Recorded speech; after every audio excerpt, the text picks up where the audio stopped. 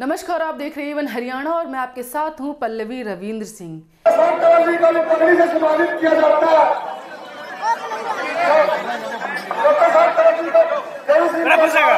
सम्मानित किया जाता है। डॉक्टर साहब चौधरी को सम्मानित पगड़ी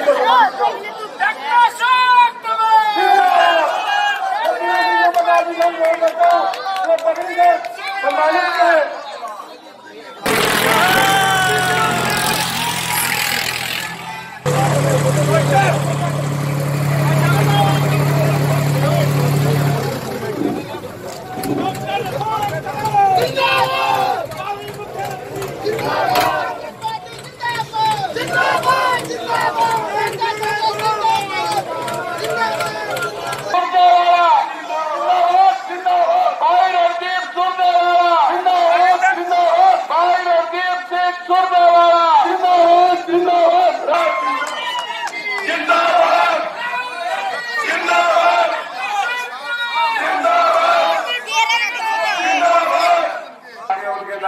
सभी हमारे स्थानीय इस गांव के सम्मानित साथी, मेरे बुजुर्ग, सब साथियों का मैं हरियाणा प्रदेश कांग्रेस कमेटी की तरफ से तमाम गांव वासियों का अपने और अपने साथियों की तरफ से बहुत बहुत धन्यवाद करता हूं। आप सबका बहुत बहुत शुक्रिया। हम सब लोगों की तरफ से जिस तरीके से आप निकले हैं और जिस तरीके से आप लोगों ने पिछले लगातार 10 तारीख के बाद माहौल बनाया और खास तौर पे पिछले 3 दिन में ये खूंगा और जगह जगह बताता जहां से भी हम हो गया है। एक एक गांव में पिछला नौचप गांव देखो, कहते हैं कि भाई जो मामला होता है ना वो पहले ही पता चल जाता है। दूध की वो हमारे कहावत है, बोले भाई दूध के पालने में पैर दिख जाते हैं, वैसा ही मामला है।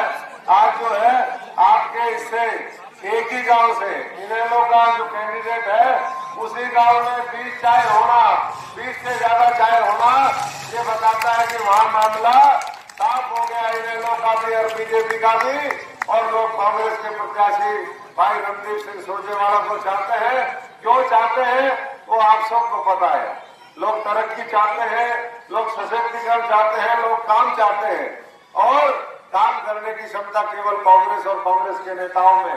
भाई रणदीप जी ने पहले भी करके दिखाया है और मुझे पूरा भरोसा है और उसी भरोसे के साथ आप भी आज यहाँ पर पहुंचे हैं कि जींद में जिस तरीके से उपेक्षा हुई, जींद लगातार जिस तरीके से पिछड़ा, जींद का जिस तरीके से शोषण हुआ, आज बुनियादी सुविधाओं का जैसे अभाव है, न मेडिकल कॉलेज है, न दूसरे यूनिवर्सिटी बनी, उसके अंदर भाग से ला करके पता नहीं कहाँ से लोगों को लगाने का काम किया। शहर में पूरी गंदगी है, शहर जगह जगह से बांध दिया गया है और ऐसे में जो गांव की स्थिति है, आज किसान की हालत देख लो, आज मजदूर का हाथ को काम नहीं है। आज नौजवान चाहे गांव का हो, शहर का हो, पूरे हिंदुस्तान का हो, वो बेरोजगार है। ऐसे में दलित, गरीब, पिछड़ा वर्ग, किसान, मजदूर और मैं समझता हूँ कि हमारी माताएं बहनें, वो नौजवान साथी जिनको उम्मीद की किरण भाई रणदीप जी पे नजर आती है, आज वो सब कांग्रेस के साथ जुड़ गए हैं। तो साथियों, मैं ज्यादा लंबी चौड़ी बात नहीं कहूंगा, मैं तो आप सबसे एक ही प्रार्थना करना चाहता हूँ। ये उपचुनाव का मौका जो आपके पास आया है, ये बहुत कम ऐसा मौका मिलता जब 5 साल से पहले आपको अपना प्रतिनिधि दोबारा चुनने का मौका मिले। हालात कैसे हैं वो आप सबके सामने है। ऊपर वाले को साथ प्यारे होंगे और भगवान, हम उनसे यही प्रार्थना करेंगे, भगवान से, ईश्वर से, कि उनको अपने चरणों में स्थान दे। लेकिन साथियों, अब आपको फैसला करना है। फैसला इस बात का करना है कि फिर दोबारा उस तरीके की ताकत आएगी जो बीजेपी के बी टीम के रूप में काम करेंगी। हरियाणा प्रांत के अंदर कांग्रेस पार्टी का बहुमत से शासन बनेगा और उसके साथ साथ भारतीय जनता पार्टी की खट्टर सरकार, जिसने हरियाणा को दोनों हाथों से लूटा है, हरियाणा का दोनों हाथों से शोषण किया, उस सरकार को चलता करने का भी समय है। बुजुर्गों, साथियों, मैं यहां लंबी तकरीर नहीं करने आया, मैं आपसे केवल 2 बातें कहूंगा। क्या ये सही नहीं कि वर्षों से जींद पिछड़ेपन का शिकार है, वर्षों से जींद भेदभाव का शिकार है, वर्षों से जींद पक्षपात का शिकार है। कश्यप समाज के हमारे भाई जो बोल रहे थे, इन्होंने बताया कि किस प्रकार से जो नहर की पानी की मोरी थी, उसको भी एक समय जब सरकार ने फाड़ दिया था, तो आपके हुक्म पर, अनुरोध पर नहीं, आपके हुक्म पर उसको दोबारा हमने लगा दिया था। मैं केवल एक बात कहता हूं, अपना इलाका, अपने इलाके के नौजवान, ये बहुत सारे नौजवान वहां खड़े हैं, कुछ छोटे भाई हैं, कुछ बड़े भाई हैं, कुछ नौजवान यहाँ अंदर खड़े हैं, कुछ बाहर खड़े हैं। जींद के नौजवान का सरकार की नौकरियों की लिस्ट में नंबर नहीं आता। जींद के अस्पताल बीमार है, उसमें डॉक्टर नहीं, कॉलेज के अंदर लेक्चरर और प्रोफेसर नहीं, स्टेडियम के अंदर कोच नहीं,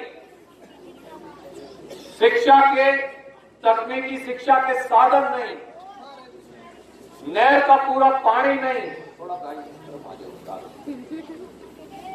जींद शहर में पटियाला रोड से लेके रोहतक रोड तक चले जाइए, पूरे के पूरे इलाके के अंदर अगर आप जाएं तो या वो जेसीबी से पाड़ रखा है, या वो सारा टूटा पड़ा है, कुछ भी साफ का नहीं। 5 साल से भारतीय जनता पार्टी की सरकार है, उन्होंने 5 रुपए जींद के विकास के लिए दिए नहीं। अब 4 साल 9 महीने बीत गए, अब तो 90 दिन खट्टर साहब के बचे हैं, अब तो जान विदाई का समय आ गया। बुजुर्गों, साथियों, एमएलए तो आप लगातार बनाते आए, हर 5 साल के बाद बनाते। मैं हाथ जोड़कर आपको केवल एक बात कहने आया हूं, एमएलए और एमपी बनाने से आपका काम चल नहीं रहा। 2 बार जींद के हल्के ने मिड्डा साहब को एमएलए बना दिया, आज उनका देहांत हो गया, इसलिए चुनाव होने लगा।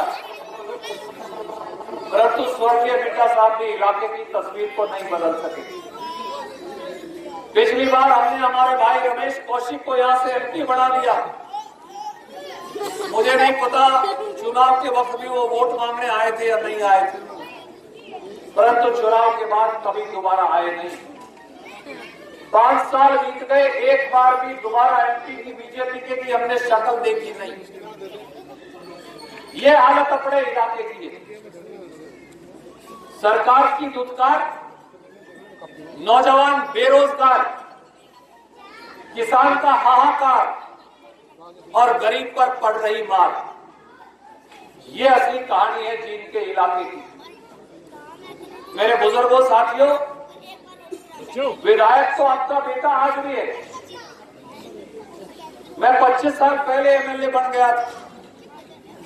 ये लड़ाई एमएलए बनने की नहीं, ये लड़ाई अपने गांव में, अपने इलाके में राज लाने की है।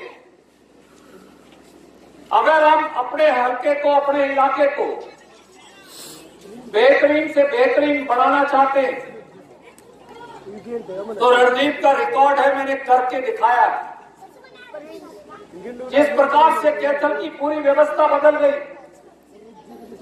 जिस प्रकार से रोटी रोजगार का इंतजाम हुआ, जिस प्रकार से इलाके में व्यापक प्रगति हुई, जिस प्रकार से गरीब और किसान के घर में रोशनी हुई, जींद का इलाका उससे महरूम क्यों रहे?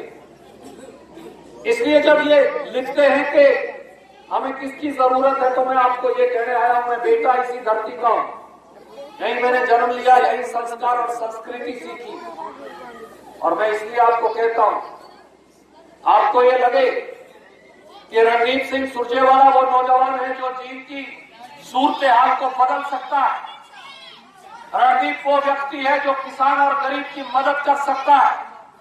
रणदीप वो व्यक्ति है जो पूरे के पूरे इलाके की तस्वीर को बदल सकता है। रणदीप वो व्यक्ति है जो इन नौजवानों के लिए रोजगार और शिक्षा के साधन जुटाकर ला सकता है। रणदीप वो व्यक्ति है जो पक्षपात और अनदेखी को दूर कर सकता है। तो कांग्रेस पार्टी को अपना गांव संख्या में छोटा है, बुद्धि में बहुत बड़ा, मन से बहुत बड़ा, और अपना गांव जो निर्णय करता है वो पूरा हल्का कई बार उसी तरफ चलता है। मैं इसलिए हाथ जोड़कर आपको कहने आया हूं, 28 तारीख को कांग्रेस पार्टी को, आपके अपने इस भाई को इतनी वोटों से, इतने मतों से विजयी करके भेजिए कि पूरे जींद शहर के अंदर और पूरे हरियाणा के अंदर जींद एक शिरोमणि इलाका बने। मैं यही कहकर मेरी वाणी को विराम दूंगा। सबको राम राम, जय हिंद, धन्यवाद।